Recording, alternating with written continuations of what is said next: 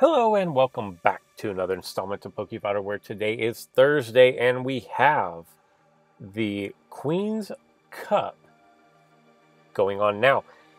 It is running from today, and I have full energy, but it runs from today until the 16th. So, no, until the 13th. So you have about 5 days to complete the cup. As anticipated, we did get Shiny Rayquaza as your reward, as well as, if we scroll all the way up here to the top, as well as a Cube EX. Shiny Rayquaza at 10,000 points, with your Cube EX at 13,000 points. And look at all the ingots. At 8,000, you get an ingot UX. At 2650, you get an ingot UX. At 2,000, you get an ingot EX. So I'm pretty close. A couple games away from the ingot UX. And then as you go down, you have a couple booster tickets. It looks like 100 Carbonite total and 2 booster tickets. So not bad at all. As I progress further on in the Queen's Cup, I will go into more detail. Just want to let you guys know that that was going on. One thing I did want to talk about and address is, I think if you're sitting here watching this video, or you're sitting there watching the video, or if you're riding a bus, or however you watch the videos, you can probably relate to this statement. You've probably played a game where you had by far the better figures. You had by far the better placement. And every favorable matchup you set, you rolled like the 16% chance wheel slice and lost the roll. Or your opponent rolled their 8% wheel chance slice and won the roll, and you ended up losing a game that, let's be honest, you should have won. We've all been there, right? And you remember those probably with great detail of, yeah, the Magikarp rolled a 10 into my 4 miss. Something like that, right? We've all been there, right? I mean, it's Pokemon Duel. If you've been playing for more than 3 hours, that has happened to you. By the same token, the ones you don't remember are the ones where you had zero business winning the game, and there you are capping your opponent's goal, right? You've had those, whether you want to admit it or not. You're like, yeah, yeah, I really shouldn't have won that. I played terrible. I was completely outclassed, but yeah, I shouldn't have won. Well, I had a game like that today. And I'll tell you what, I wish I had saved the game ID, because I didn't.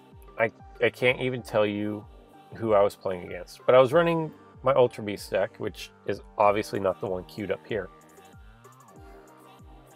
And for whatever reason, yeah, I don't remember a lot of the specifics of it, other than my opponent's Blaziken just, well, it started as a Combusken, and then it turned into a Blaziken, and it was just destroying my deck. And which leads me to think that Blaziken and Terrakion might see a little bit of a resurgence here if we don't get some kind of a counter to the UB decks. Because, and I'm going to add Lunala into that as well. And I'm thinking about reallocating my wheels, and I'll tell you why.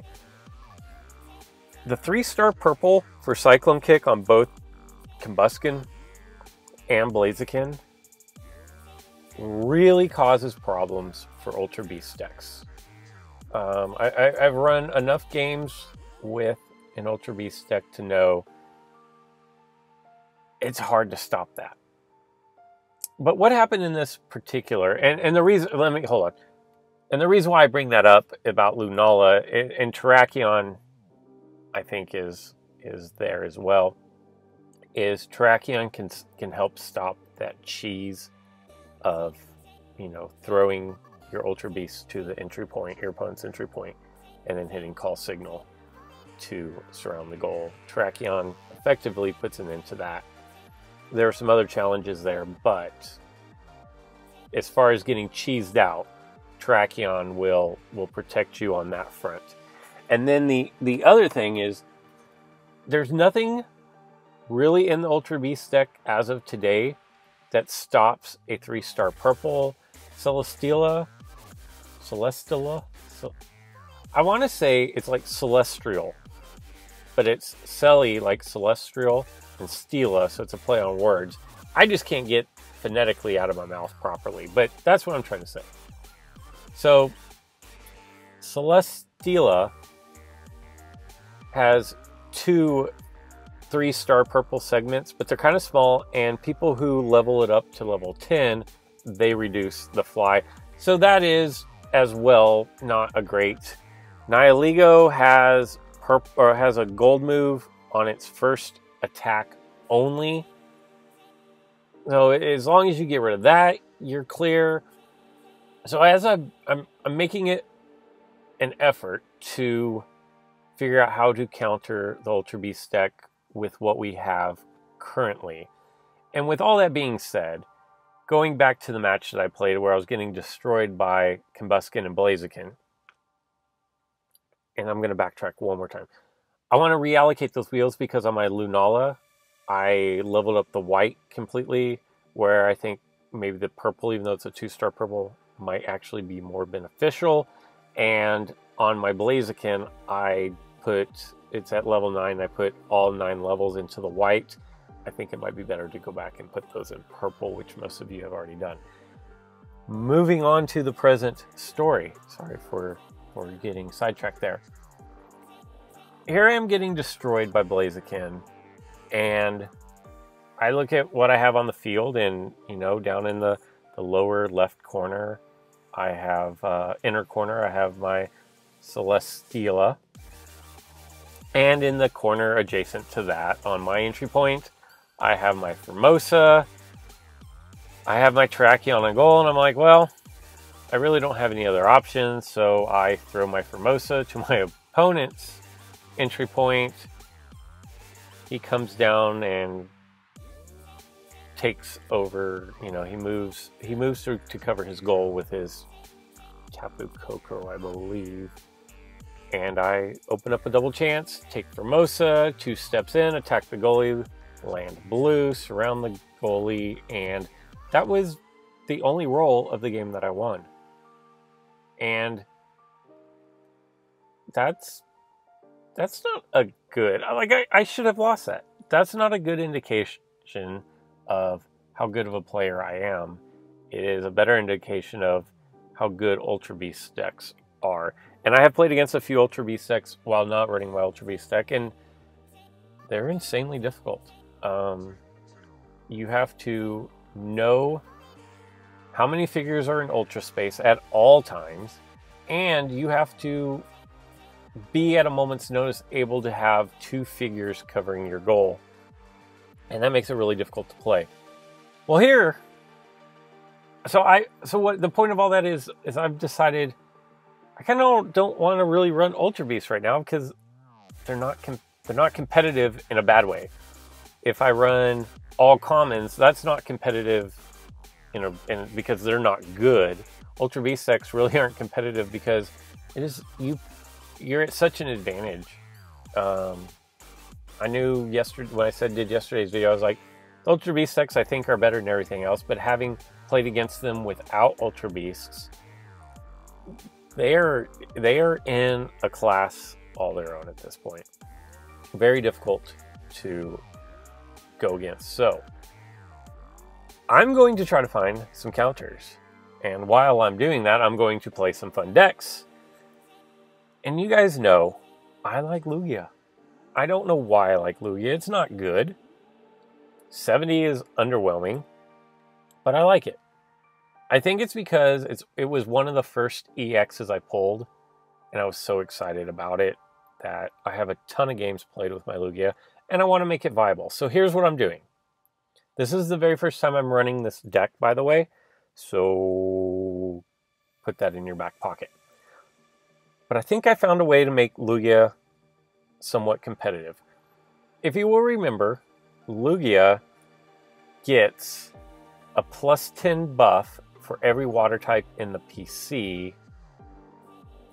And let me check. Is that just my PC or my opponent and my PC? Let me double check before I give out bad information. The damage this Pokemon deals is increased by 10 for each water type Pokemon in either player's PC. Not a lot of water types being run right now, so I'm running 2. As you can see, 1,400 duels with this figure, which I think puts it in the top 10 or top 15. So what I've got 2 water figures. I've got my Magikarp into Gyarados, and I've got my Suicune. I have 2 Altarias, and if I can go back, I've got a Noibat into Noivern as my runner, and here's how it all fits together. You should probably be able to see it. Gyarados is a flying type. It's going to get a +10 damage for each Altaria on the board. Suicune is going to be able to cure those Perish Song markers off of my figures, and I'm running a scoop up for that. Lugia is going to benefit +10 if Magikarp and or Gyarados, not and, but or Gyarados are in my PC, and +10 for Suicune being in my PC. It's additionally going to gain +10 for each Altaria on the board. So my 70 has the potential of being a 110, and Noibat into Noivern is flying and dragon type, going to receive a +20 damage buff from each Altaria. Good stuff there, right? 2 double chance. Winged Sphere, just for a plate. That's probably pretty replaceable. Long throw, max revive. And that is the thought behind this deck. In my head, this should work. And the way that I put this deck together is I said, okay, Lugia, I need it to be stronger. I like the purple. It's a 4-star purple. I need it to be stronger than it is, though. What do I need to do? Well, I need a couple water types. Cool, got them. Altaria buffs it because it's a flying type. Cool, got those. Let's see if we can take the concept and move it into the practice and be successful. Now, on the good side, my opponent is running a Poliwhirl, which is a water type. I'm pretty sure, no, it doesn't evolve. So I'm good with that. Happy with that. We can live with that. When that's in the PC, I could potentially be doing 120 damage with my Lugia. I don't really have an answer for Tapu Koko, which is always a problem. And I toyed with putting Primarina in the deck. I just don't know where I would put Primarina. It would have to replace Suicune, I believe, but I feel like Suicune is kind of important. And if an added benefit here is Gyarados can land Storm and actually send one of my figures, 2 of my figures, or my figures back to the bench, which would actually be a way to clear curse markers. It looks like my opponent is not going to be able to connect. If you'll notice, my rank has fallen pretty drastically. I've been running all kinds of different decks today, everything from full water with Squirtle, trying to get Squirtle fully evolved into Mega Blastoise. Oddly enough, out of maybe 4 games, I was able to pull off the feat twice, only for Mega Blastoise to not be able to land blue, and as a result, get knocked out. Very, very sad. Very sad days there. I would not have thought that Mega Blastoise would be the weakness in running Squirtle full evolution, but it was. I actually kind of liked that deck. It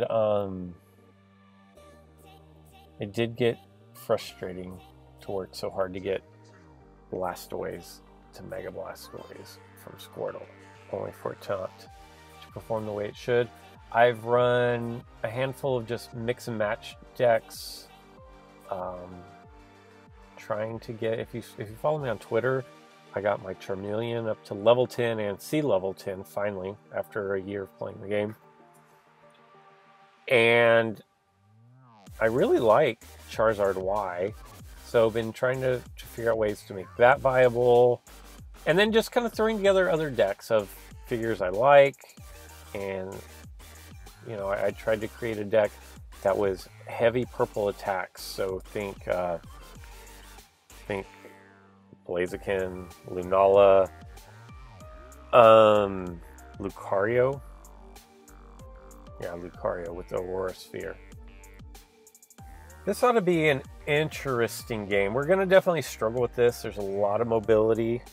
My deck doesn't even... Well, I do have the one runner in Noibat. But this deck could cause some definite issues. And as such, I think I'm just going to play backline defense to start off.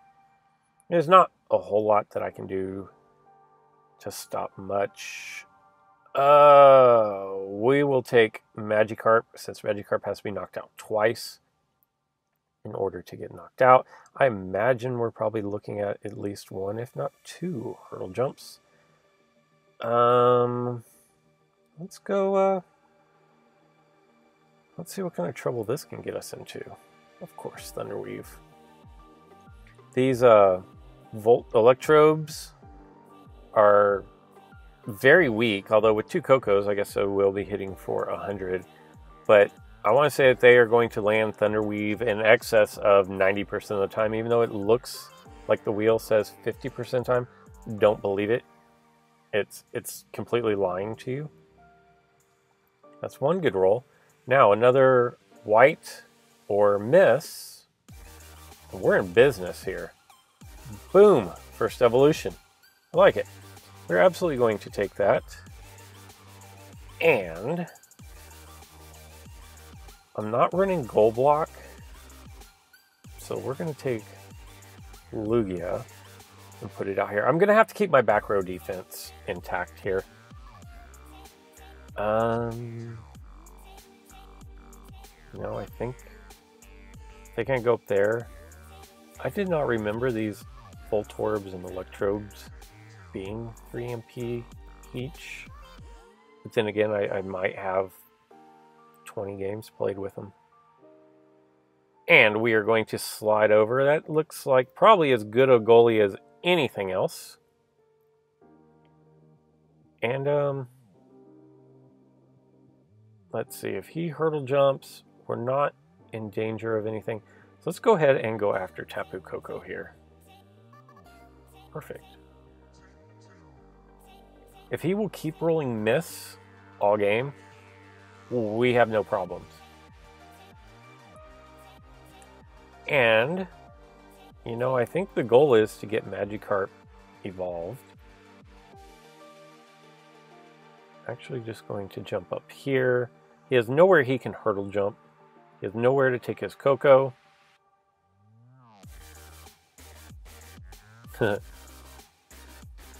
Mighty, mighty tackle. Alright. So now he's going to have Thunderwave, and he doesn't want to use it. Alright.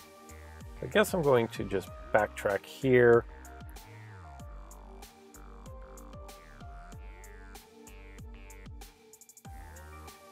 That's probably going to be good enough, although I was going to say, I have a feeling that...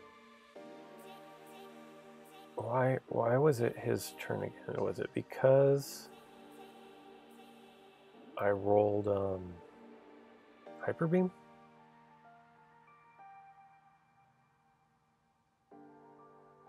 I think we have a better chance at rolling. Okay, that's good enough. When that gets knocked out, knock out the Pokemon adjacent.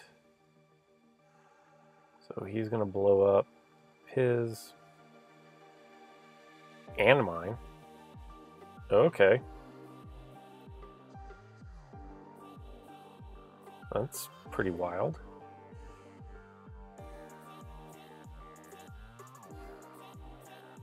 Very interesting there. So we will just slide on over. Like, what else does this guy have? Scoop ups, hurdle jumps. Don't see any of these Voltorb and whatever type decks. That's going to be good enough to move him out of the way. We will go ahead and start pressing forward, but not by much. Okay. I have a feeling after all that, I'm just going to see Coco. So this is going to be interesting because it is just going to be a non-stop threat to everything that I've got going on here. Because every time he has a figure, it's going to be 3 MP. So what I'm going to do is I'm actually going to utilize this winged sphere. We will put it on Altaria,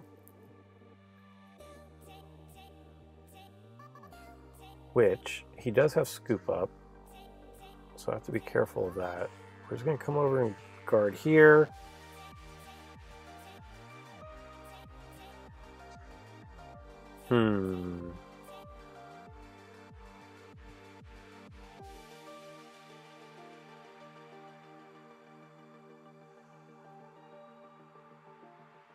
Okay. And I think I'm just going to threaten to run up the lane there with Lugia. I don't even remember which one of these blew up and blew up everybody. Was it this guy? Shock Blast? No. It's a Shock Blast move? Okay, so that did basically what I wanted it to do. And it works.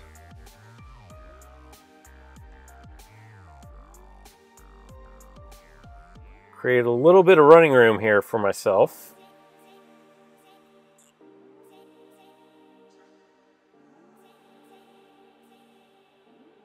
Okay. That's going to give me his entry point. Threatening the surround if I can hold up here. Hurricane is such a good move now. No real point in surrounding Coco there. So now he's going to have to attack, and a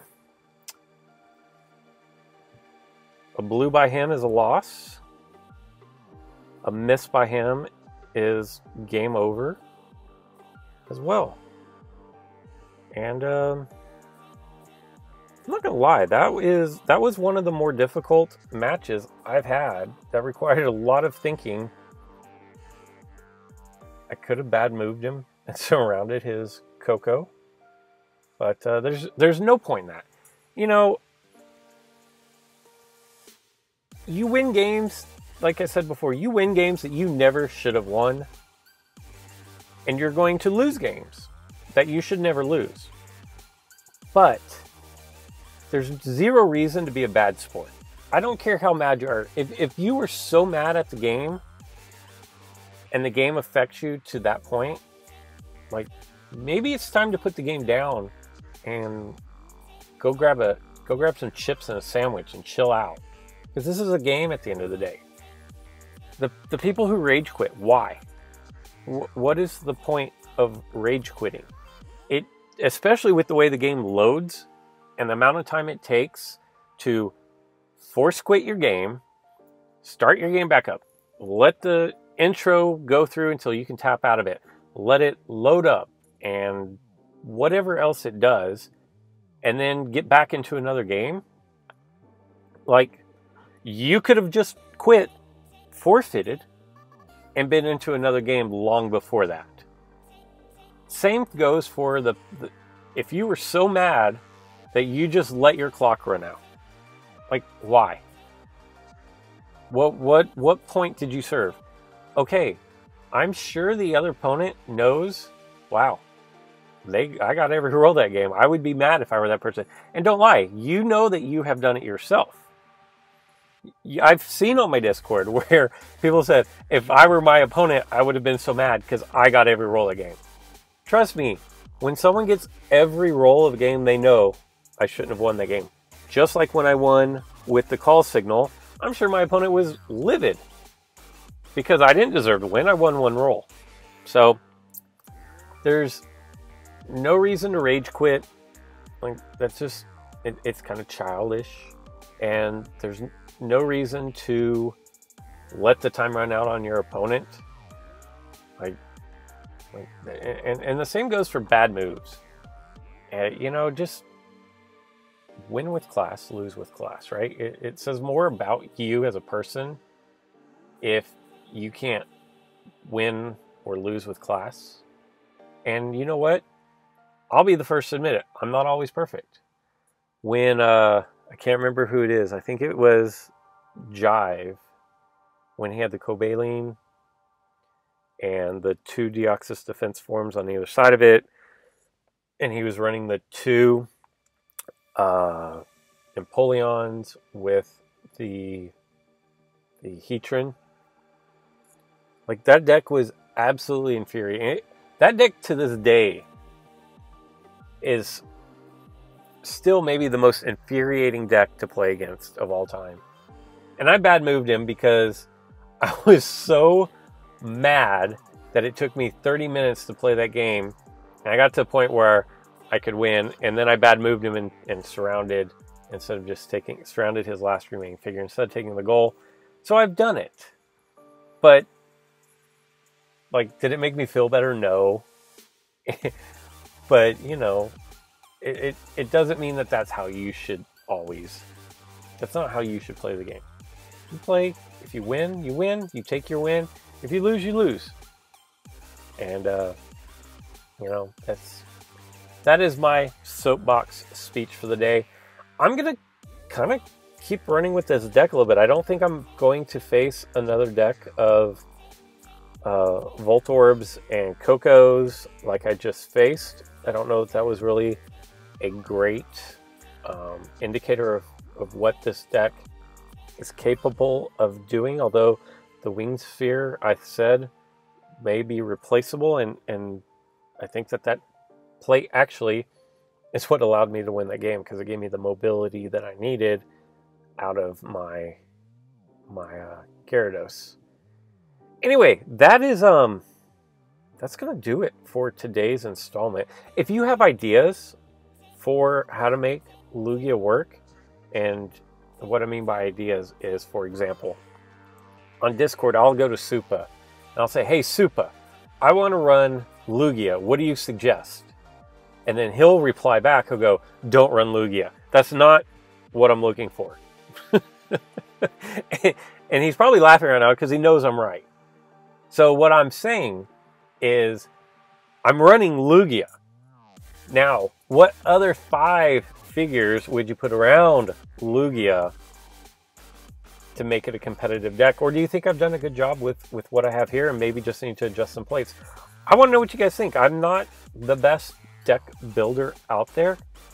I can kind of see decks like the Nebi deck or the Ultra Beast decks. I can see those a ways out and how they will be strong. But as far as like looking back through the archives and crafting decks, that's not really what I'm great at. I hope you guys are enjoying your Thursday. I hope you guys are enjoying the, the Queen's Cup. And until next time.